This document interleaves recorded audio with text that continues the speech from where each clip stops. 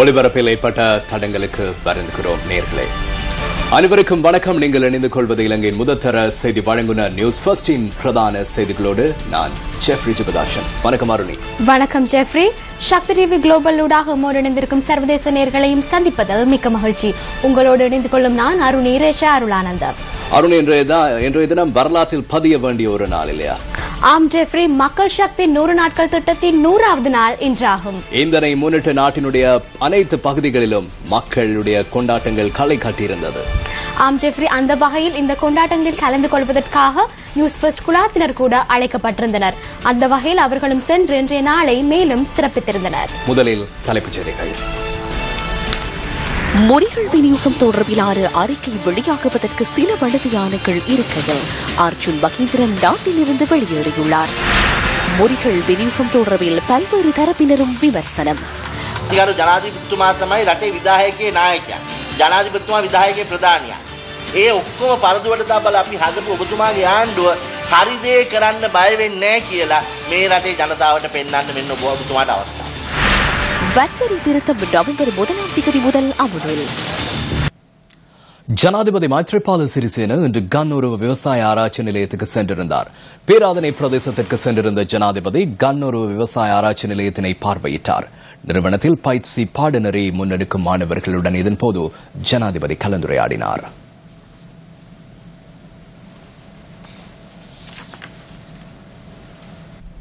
மத்திய வங்கியின் முறிகள் விநியோகம் தொடர்பிலான கோப் குழுவின் அறிக்கை வெளியாகுவதற்கு இன்னும் ஒரு சில மணித்தியாலங்களே இருக்கும் நிலையில் மத்திய வங்கியின் முன்னாள் ஆளுநர் நாட்டிலிருந்து வெளியேறி சிங்கப்பூர் சென்றுள்ளார்.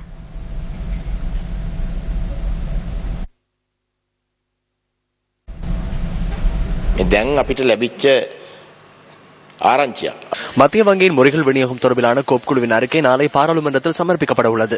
அது குறித்து பிரதான குற்றச்சாட்டு முன்வைக்கப்பட்டுள்ள அர்ஜுன் மகேந்திரன் 15 நிமிடங்களுக்கு முன்னர் நாட்டிலிருந்து வெளியேறியுள்ளார். வெளிநாட்டு பிரஜை ஒருவரின் கடவுச்சீட்டை ரத்து செய்வதற்கு எமது நாட்டிற்கு அதிகாரம் இல்லை என்று நினைக்கிறேன். அதனால் அவர் சென்றுள்ளார். அர்ஜுன் மகேந்திரன் நாட்டிலிருந்து வெளியேறியமையை கட்டுநாயக்க விமான நிலையத்தின் குடிவரவு குடியகழ்வு பிரிவு உறுதிப்படுத்தியது. இன்று பிற்பகல் 2 மணி அளவில் அவர் சிங்கப்பூர் பயணமானதாக அந்த அலுவலகம் குறிப்பிட்டது. මහබැංකු බැඳුම් කර වංචාව පිළිබඳව කෝප් කමිටුව විසින් සිදු කරන ලද වාර්තාව மத்திய வங்கியின் முறைகள் மோசடி தொடர்பிலான கோப் குழுவின் அறிக்கை நாளை பாராளுமன்றத்தில் சமர்ப்பிக்கப்பட உள்ளது. இந்த கொள்ளையின் பிரதான உறுப்பினராக அர்ஜுன் மகேந்திரன் பெயரிடப்பட்டுள்ளார். அத்துடன் அவருக்கு எதிராக எடுக்க வேண்டிய நடவடிக்கைகள் தொடர்பிலும் சிபாரிசு செய்யப்பட்டுள்ளது. மக்களின் சொத்துக்களை உரிய முறையில் பெற்றுக் கொள்வதற்கான சிபாரிசுகளை முன்வைக்கப்பட்டுள்ளன. நிலைமை இவ்வாறு இருக்கும்போது அர்ஜுன் மகேந்திரன் நாட்டிலிருந்து வெளியேறியுள்ளார். அது மட்டுமல்ல, எவன்கார்ட் கொள்ளை தொடர்பில் குற்றம் சுமத்தப்பட்ட பாதுகாப்பு அமைச்சின் மேலதிக செயலாளர் தமயந்தி ஜெயரத்ன நாட்டை விட்டு சென்றுள்ளார். கொடுக்கல் வாங்கல் தொடர்பில் குற்றம் சுமத்தப்பட்டிருந்த நாமல் ராஜபக்சவுக்கு சொந்தமான நிறுவனத்தின் பணிப்பாளர் சபையினது 2 உறுப்பினர்கள் நாட்டை விட்டு சென்றுள்ளனர். மிக் விமான கொள்வனவு தொடர்பில் குற்றம் சுமத்தப்பட்ட மஹிந்த ராஜபக்சவின் உறவினர் ஒருவர் நாட்டை விட்டு தப்பிச் சென்றுள்ளார். உதயங்க வீரதுங்கவும் நாட்டை விட்டு சென்றுள்ளார். எனவே அர்ஜுன் மகேந்திரன் தொடர்பில் அரசாங்கம் உடனடி நடவடிக்கை எடுக்க வேண்டும். ඉක්මන් ක්‍රියාමාර්ගයක් ආණ්ඩුව විසින් ගත යුතු තිබෙනවා. එසේ ආණ්ඩුව ක්‍රියාමාර්ග නොගෙන කෝප්පාර්තාව ඉදිරිපත් වූ වහම ඔවුන්ට පැන යාමට අවශ්‍ය ඉඩකඩ ආණ්ඩුව විසින් සකස් කළ கோப் குழுவில் அங்கம் வகிக்கும் ஐக்கிய தேசிய கட்சியின் உறுப்பினர்கள் நேற்று கொண்டிருந்த நிலைப்பாடுகள் தொடர்பில் பாராளுமன்ற உறுப்பினர் ஹர்ஷன ராஜகர்ணாவிடம் நாம் வினவினோம். எவ்வித அழுத்தமின்றி இதனை நாம் வெற்றிகரமாக நிறைவேற்றியுள்ளோம். குறிப்பாக ஐக்கிய தேசிய கட்சியின் உறுப்பினர்கள் மீது குற்றச்சாட்டுகள் சுமத்தப்பட்டன. நாம் மிகவும் நடுநிலைமையாக செயற்பட்டுள்ளோம் என்பதனை இறுதியில் மக்கள் அறிந்து கொள்வர். ஜனவரி 8ஆம் தேதி மற்றும் ஆகஸ்ட் 17ஆம் தேதி மக்கள் மீது வைத்த நம்பிக்கையை பாதுகாக்கும் வகையில் ஐக்கிய தேசிய கட்சியின் அனைத்து உறுப்பினர்களும் கோப் குழுவின் சிபார்சுகளுக்கு இணக்கம் தெரிவித்தனர். மக்கள் மீது கொண்டுள்ள நம்பிக்கையை பாதுகாக்கும் வகையில் நாம் செயற்பட்டுள்ளோம். பார்லிமெண்ட் உறுப்பினர் ஹர்ஷன ராஜகருணா இவ்வாறு கருத்து வெளியிட்டாலும் ஐக்கிய தேசிய கட்சியின் சில உறுப்பினர்கள் அண்மையில் இவ்வாறு தெரிவித்திருந்தனர். இங்கு இடம்பெற்றுள்ள மோசடிகள் தொடர்பில் அர்ஜுன் அலோசியஸ் அல்லது பெர்பச்சுவல் ட்ரெஷரிஸ் நிறுவனத்துக்கு எதிராக குற்றவியல் சட்டத்தை நடைமுறைப்படுத்துமாறு எவ்வித சிபார்சுகளும் இல்லை. அவ்வாறு என்றால் திருடர்களை பாதுகாப்பது நாமா? அர்ஜுன் அலோசியஸுக்கு எதிராக குற்றவியல் சட்டத்தின்படி விசாரணைகளை மேற்கொண்டு கைது செய்யும் அளவிற்கு சிபார்சுகள் முன்வைக்க எம்மால் முடிந்தது.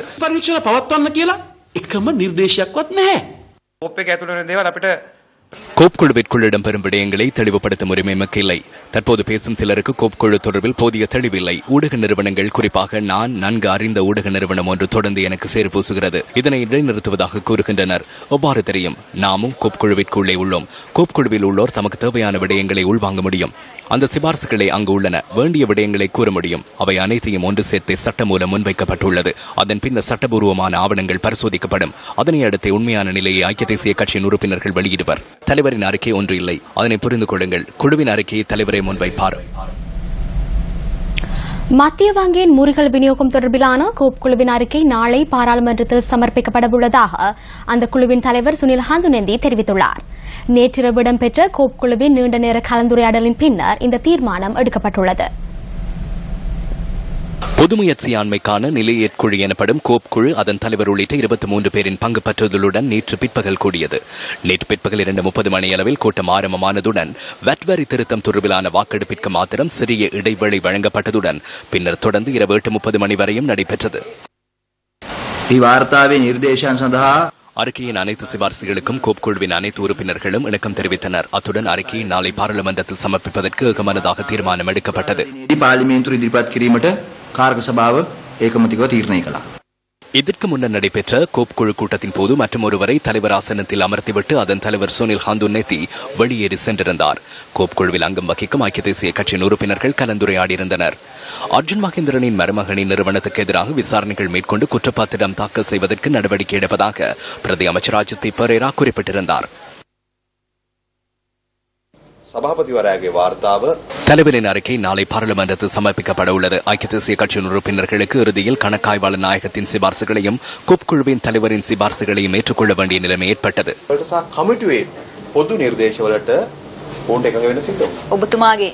பாராளுமன்றத்தில் 11 பேர் கையொப்பமிட்ட அறிக்கையை சமர்ப்பிக்கப்பட உள்ளதாக தெரிவிக்கப்படுகின்றது.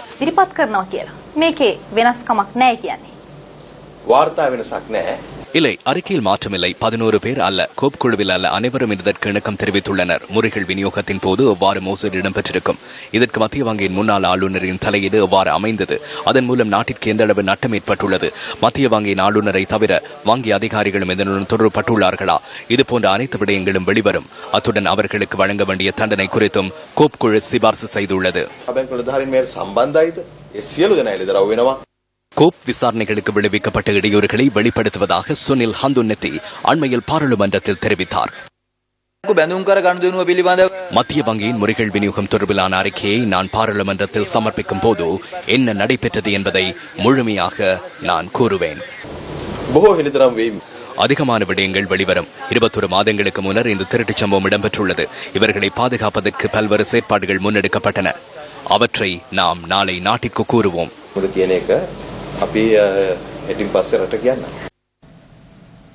பாராளுமன்றத்தில் நேற்று நிறைவேற்றப்பட்ட வட் வரி மற்றும் தேச நிர்மாண வரி திருத்தங்கள் நவம்பர் மாதம் 1ஆம் தேதி முதல் அமலாகும் என நிதி அமைச்சு தெரிவித்துள்ளது. இதன் பிரகாரம் நடைமுறையில் உள்ள 11% வட் வரி 15% அதிகரிக்கப்பட்டுள்ளதாக நிதி அமைச்சு விடுத்துள்ள அறிக்கையில் குறிப்பிடப்பட்டுள்ளது. மொத்த மற்றும் சில்லறை வியாபாரத்துக்குரிய வட் பதிவுக்கான மாதாந்த செலவினம் 12.5 அல்லது வருடாந்தம் 50 மில்லியன் ரூபாய் என வரையறுக்கப்பட்டுள்ளதாகவும் அந்த அறிக்கையில் மேலும் தெரிவிக்கப்பட்டுள்ளது. வட் வரி பதிவுக்கான சாதாரண வரையறை காலாண்டுக்கு 3 மில்லியன் ரூபாய் அல்லது வருடாந்தம் 12 மில்லியன் ரூபாய் என மதிப்பீடு செய்யப்பட்டுள்ளது. சிகரெட், மதுபானம், தொலைபேசி சேவைகள், மின் உபகரணங்கள், வாசனை திரவியங்கள், ஆபரணங்கள் மற்றும் பால்மா என்பன வட் வரிக்குள் வாங்கப்பட்டுள்ளதாகவும் நிதி அமைச்சு சுட்டிக்காட்டியுள்ளது. மாகாண சபையின் 64வது அமர்வு இன்று இடம்பெற்றது. சபை ஆரம்பமாகிய போது பல்கலைக்கழக மாணவர்களின் உயிரிழப்புக்கு சபையில் எதிர்ப்பு வெளியிடப்பட்டது. எடுப்பதாக சொல்லிக் கொண்டிருந்தாலும் ஆனால் இதெல்லாம் கண் துடைப்பு நாடகமாகத்தான் இருந்து கொண்டிருக்கிறது. தீவு பகுதியிலே கொல்லப்பட்ட அந்த மாணவியினுடைய மரணத்திலே இன்றைக்கு என்ன நடந்து கொண்டிருக்கிறது? இதற்கு எங்களுடைய ஒட்டுமொத்தமான வடக்கு மாகாண சபை எதிர்ப்பு தெரிவிக்கின்றது. ஆக குறைந்தது நஷ்டஈடு வழங்க வேண்டும் என்றால் ஆக குறைஞ்சது 50 லட்சம் ரூபாய், 5 மில்லியன். 2 மாணவர்களுக்காக 2 நிமிட அஞ்சலி செலுத்துவதுதான் எங்களுடைய கடமை.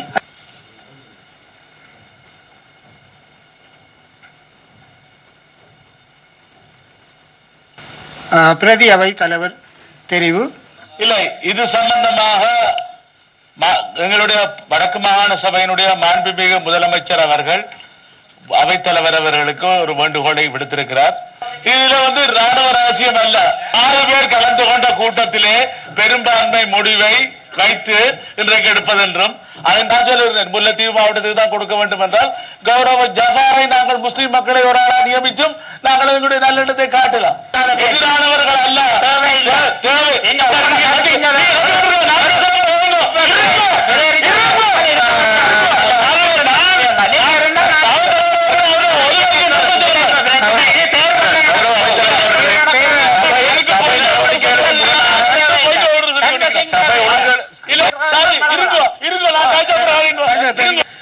கௌரவ முதலமைச்சர் அவர்களும் இந்த விடயத்தை இன்று இந்த கூட்டத்தொடரிலே முன்வைக்க வேண்டாம் என்றும் இதை பிற்போடுபடியும் கோரிக்கை விடுத்திருக்கிறார்கள். எங்களை பொறுத்த மட்டிலே சபைதான் எல்லாவற்றிற்கும் முக்கியத்துவமானதாக அமைகிறது. எனவே சபை அங்கத்தவர்களுடைய ஏகோபித்த குரல்களின் அடிப்படையிலே இந்த பிரதி அவைத் தலைவருடைய தேர்தலை அடுத்த கூட்டத்துக்கு பிற்போடுமாறு கேட்டு அமர்கிறேன். பதில் முதல்வர் அவர்கள் கூறிய அந்த கருத்தில் சில கடித தொடர்பாளர்கள் பற்றி அவர்கள் குறிப்பிட்டிருந்தார்கள். அவர் வடக்கு மாகாண முதலமைச்சர் என்ற அடிப்படையிலா அல்லது தமிழரசு கட்சியின் தெரிவு செய்யப்பட்ட மாகாண சபை உறுப்பினர்களின் குழுக்களின் தலைவர் என்ற முறையிலா அந்த கடித தொடர்பை மேற்கொண்டார்.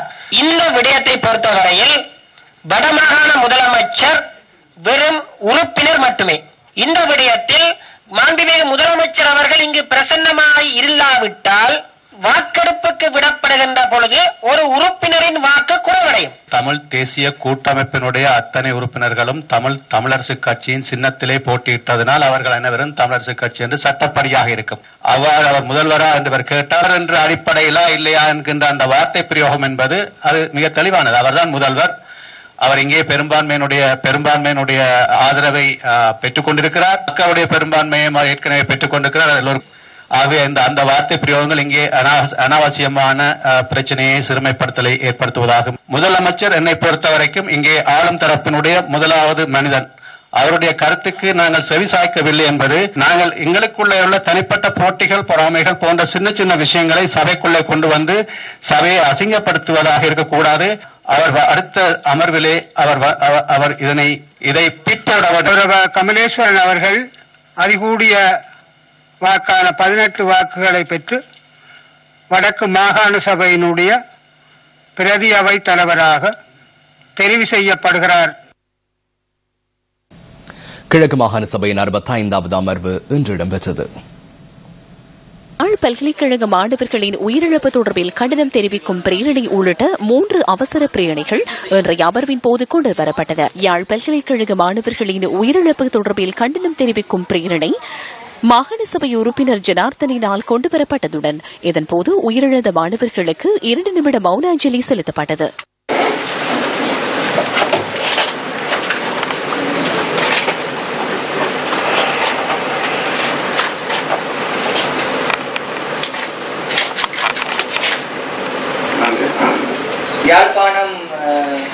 யாழ்ப்பாணத்தில் இடம்பெற்ற இந்த மாணவர்களுக்கு எதிராக இழைக்கப்பட்ட அநீதிக்கு நான் என்னுடைய வன்மையான கண்டனங்களை இந்த கௌரவமான சபையிலே தெரிவித்துக் கொள்கிறேன். சரி, ஒரு பாரிய பிரச்சனையாக உருவாக்கும் காரணம் அந்த மாணவர்கள் சுடப்பட்டதனை அவர்கள் மறைத்து அதனை ஒரு விபத்தாக பிரிவுபடுத்த முயற்சிக்கிறதுதான் இந்த பிரச்சனை இவ்வளவு பெரிய ஒரு சுகாதாரமாக வெளிப்படுத்திய பிரதான காரணமாக இருக்கின்றது. மறித்தோம், அவர்கள் நிற்கவில்லை, அதனால் சுத்தம் என்று. அவர்களை மறித்தால் சுடத்தான் வேண்டுமா? மறித்து நிற்காமல் சுற்றிருந்தால் எவ்வாறு மோட்டர் சைக்கிள் ஓடிக்கொண்டு அந்த மோட்டர் சைக்கிளை ஓடி சென்ற மாணவனுக்கு முன்புறம் குண்டு வைத்திருக்கும்? எவ்வாறு சுடத்தினுடைய மாணவர்களே குண்டு வைத்திருக்க முடியும்? அந்த அணியில் இழைக்கப்பட்ட மாணவர்களுக்கும் அவருடைய குடும்பத்திற்கும் சரியான ஒரு நீதி கிடைக்க வேண்டும். தான் அந்த கைகள் இருக்கின்றது. நீங்களும் தான் அதற்கு ஆதரவளித்திருக்கிறீர்கள். நல்லா இருக்கின்றதிலே பதில் சொல்ல வேண்டிய பொறுப்பு எங்களுக்கு இருக்கின்றது. பல்கலைக்கழகத்திலே கொலை செய்யப்பட்ட மாணவர்கள் தமிழ் மாணவர்களால் கொண்டு நாங்கள் பார்க்கிறோம். வீதியால் சென்ற போது அவர்களை படுகொலை செய்யப்பட்ட நாங்கள் இன்னும் கவலை அடைகிறோம். அதுக்காக இந்த கிழக்கு மாகாண சபையில் கவலை இருக்கிறது. நாட்டிலே சட்டத்தையும் ஒழுங்கையும் ஏற்படுத்த வேண்டிய பாதுகாப்புக்குரிய அமைச்சு, பாதுகாப்பு தொடர்பான அமைச்சு உயரதிகாரிகள் நல்ல சூழ்நிலையிலே அவர்களை பாதுகாப்பு வீதியால் போகின்றவர்களை பரிசோதனை செய்வதற்கு ஒரு முறை இருக்கிறது. அவர்கள் முழு நியாயமான இன்வெஸ்டிகேஷன் அது நடத்தப்பட வேண்டும் என்பதிலும் நேர்மையான நீதியான ஆட்சி இந்த நாட்டிலே நடைபெற வேண்டும் என்பதில் நாங்கள் எல்லோரும் தெளிவாக இருக்கின்றோம். சபை கண்டன தீர்மானமாக உடனடியாக மேன்மதங்கிய ஜனாதிபதி அவர்களுக்கும் உள்நாட்டு பாதுகாப்பு அமைச்சுக்கும் போலீஸ் மா அதிபர்களுக்கும் அறிவிப்பதோடு தீபாவளி முட்கொடுப்பனவை வழங்குமாறு தெரிவித்து தோட்ட தொழிலாளர்கள் இன்றும் ஆர்ப்பாட்டங்களில் ஈடுபட்டனர். கண்டி ஹந்தான தோட்ட தொழிலாளர்கள் தமக்கான தீபாவளி கொடுப்பனவை உடனடியாக வழங்க கோரி இன்று கவனஈர்ப்பு ஆர்ப்பாட்டம் ஒன்றை முன்னெடுத்திருந்தனர். தீபாவளி முற்கொடுப்பனவு கிடைக்காமையினால் தாம் பெரும் சிரமங்களை எதிர்கொண்டுள்ளதாக மக்கள் தெரிவித்தனர். எனவே மிக விரைவில் அதனை வழங்குமாறு அவர்கள் கோரிக்கை விடுத்தனர். தோட்ட தொழிலாளர்களுக்கு தீபாவளி முற்பணம் 7,500 கொடுப்பதாக தொழிற்சங்கமும் அறிவித்தது.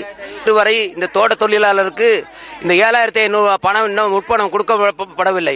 தீபாவளிக்கு சல்லி கொடுக்கல, சம்பளமும் கொடுக்கல, போனஸும் கொடுக்கல. எங்களை கட்டாயம் 7,500 சல்லி வேணும். அரசாங்கத்துல கொடுத்த 10,000 தாரன்னு முதல்ல ஒத்துக்கிட்டு போய் 7,500 அதுவும் கொடுக்குறாங்க. மலையில சரி காலு வைக்க காடு அதுல உழைச்சு கொடுத்து இந்த 4,500 ஏவிங்களுக்கு கொடுக்க இயலாது. இவங்க விட்டு அலோன்ஸ் குறைக்கிறாங்க, வாகனம் குறைக்கிறாங்க, எல்லாம் இவன் சம்பாதிச்சுக்கிறான். எங்களுக்கு ஒண்ணு உழைச்சு கொடுத்து காலகாலமா இவங்களுக்கு அடிமையா இருக்கணும். 4,500 கொடுத்து எங்களை ஏமாத்துறாங்க.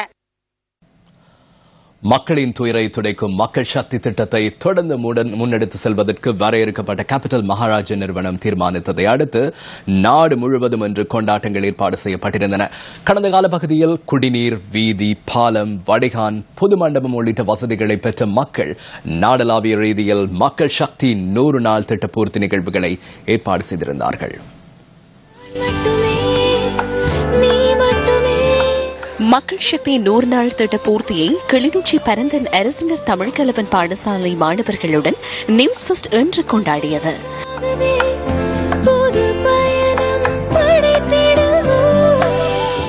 தேவை கண்டு செயற்பட்டு தாகம் தீர்த்து வைத்த மக்கள் சக்தி குழுமமதை மனதார வாழ்த்துகின்றோம். மழலைகள் நாம் நூடூடி வாழ்க.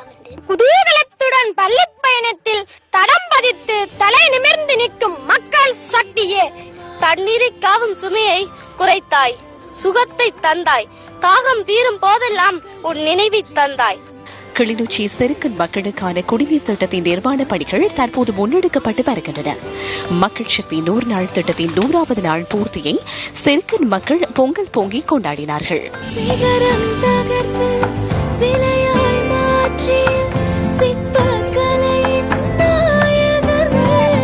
தலைமன்னாருக்கு சென்ற எமது குழுவினர் மீனவர்களுடன் இன்று கடலுக்கு சென்றனர்.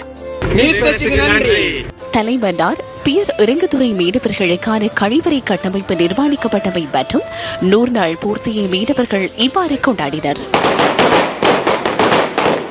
வவுனியா கப்பாச்சி கிராம மக்களும் தமது மகிழ்ச்சியை பொங்கல் பொங்கி வெளிப்படுத்தினர். இவர்களுக்கான குடிநீர் திட்டத்துக்கான பணிகள் தற்போது முன்னெடுக்கப்பட்டு வருகின்றன. மட்டக்களப்பு ஊத்துச்சீனை அரசினர் தமிழ்கலவன் பாடசாலையில் மக்கள் சக்தி 100 நாள் திட்டத்தின் கீழ் குடிநீர் திட்டமும் பாடசாலை கட்டிடம் ஒன்றும் புனரமைக்கப்பட்டு வழங்கப்பட்டது. மக்கள் சக்தி 100 நாள் திட்ட பூர்த்தியின் மகிழ்ச்சியை பாடசாலை சமூகத்தினரும் நியூஸ் ஃபர்ஸ்ட் குழாத்தினரும் இணைந்து கொண்டாடினர். இந்த உதவியை செய்து தந்தமைக்கு சக்தி குழாத்தினருக்கு நன்றிகளை தெரிவித்துக் கொள்கின்றேன். மக்கள் சக்தி 100 நாள் திட்டத்தை முன்னிட்டு மட்டக்களப்பு களுவாங்கேணி மீனவர்களுக்கான கலங்கரை விளக்கத்தின் நிர்மாண பணிகள் தற்போது முன்னெடுக்கப்பட்டு வருகின்றன. பொங்கல் பொங்கி இன்றைய 100 நாள் பூர்த்தி நிகழ்வு கொண்டாட்டங்கள் இடம்பெற்றன. எமது கிராமத்தில் இந்த வேலை திட்டத்தை செய்தமைக்கு மக்கள் சக்தி குழுவுக்கு எமது மீனவர்கள் அனைவரின் சார்பில் இந்த நன்றியையும் வணக்கத்தையும் தெரிவித்துக் கொள்கின்றோம். திருகோணமலை தோப்பூர் பாலத்தடிச்சேரி மக்களும் மக்கள் சக்தி 100 நாள் திட்ட பூர்த்தியை வெகு விமர்சையாக கொண்டாடினர். இதேவேளை கிண்டியா இடிவன் மக்கள் இவ்வாறு தமது மகிழ்ச்சியை வெளியிட்டனர். மக்கள் சக்தி 100 நாள் திட்டத்தின் கீழ் புனரமைக்கப்பட்ட தம்பலகாமம் பொது நூலகத்திலும் பூர்த்தி தின கொண்டாட்டங்கள் ஏற்பாடு செய்யப்பட்டிருந்தன. அக்டோபர் 15ஆம் தேதி ஹட்டன் ருவன்புர மக்களுக்கான குடிநீர் திட்டம் வழங்கப்பட்டது. தமக்கான குடிநீர் திட்டம் வழங்கப்பட்டமை மற்றும் மக்கள் சக்தி 100 நாள் திட்ட பூர்த்தியை முன்னிட்டு ருவான்புர மக்கள் பால் பொங்கி தமது மகிழ்ச்சியை வெளிப்படுத்தினர். 100 நாள் திட்ட பூர்த்தி நிகழ்வு ஹட்டன் காமினிபுரமிலும் இன்று ஏற்பாடு செய்யப்பட்டிருந்தது. இவர்களுக்கான வடிகான் கட்டமைப்பின் நிர்மாண பணிகள் தற்போது முன்னெடுக்கப்பட்டு வருகின்றன. வெளிமடை மாளிகாத் என பாடசாலை மாணவர்களின் கலை நிகழ்வுகள் இன்றைய 100 நாள் பூர்த்தி தின நிகழ்வை அலங்கரித்தன. இலங்கை கடற்படை மற்றும் சிறுநீரக நோய் ஒழிப்பு ஜனாதிபதி செயலணி மக்கள் சக்தி திட்டத்துடன் இணைந்து வழங்கிய குடிநீர் திட்டத்துக்காக ஹம்பிகம்போ மக்கள் தமது நன்றியை தெரிவித்தனர். பரம்பரையாக சுத்தமான குடிநீரின்றி சிரமப்பட்ட தனவல்வில ஹம்பிகம்புவ ரத்மலான ஜனபதகம தியவரகம அலுத்வெவ கிவுலிகம மற்றும் கஹகுருலான் பெலிச போன்ற கிராமங்களின் மக்கள் சக்தி 100 நாள் திட்டத்தினூடாக குடிநீர் வழங்கியமைக்காக தமது நன்றியை தெரிவித்தனர். அத்துடன் வடமடஹா திகல் ஆறு புது மண்டபம் மற்றும் இதுருகாஸ்விவ வடிகான ஆகியனவும் மக்கள் சக்தி திட்டத்தினூடாக மக்களுக்கு கிடைத்த பயன்களாகும். அபிவிருத்தி கனவாகி போன தமனியாய மக்களுக்கு சில நாட்களுக்குள் வீதியை புனரமைத்து வழங்கியமை நாட்டில் உள்ள பெரும்பாலான மக்கள் மகிழ்ச்சி அடைந்தமைக்கு மற்றொரு காரணமாகும். தமனியாய வீதியில் உள்ள உஸ்தான பாலத்தினூடாக பயன்பெறும் மக்கள் தமது மகிழ்ச்சியை இவ்வாறு வெளிப்படுத்தினர். சுனாமியினால் பலவற்றை இழந்த பத்திகம்ப பெப்டிஸ் கிராமத்தில் கூடிய இந்த மக்களுக்கு பல வருடங்களாக சுத்தமான குடிநீர் வழங்கப்படவில்லை. மக்கள் சக்தி 100 நாள் திட்டத்தினூடாக இவர்களுக்கு குடிநீர் வசதிகள் ஏற்படுத்தி கொடுக்கப்பட்டன.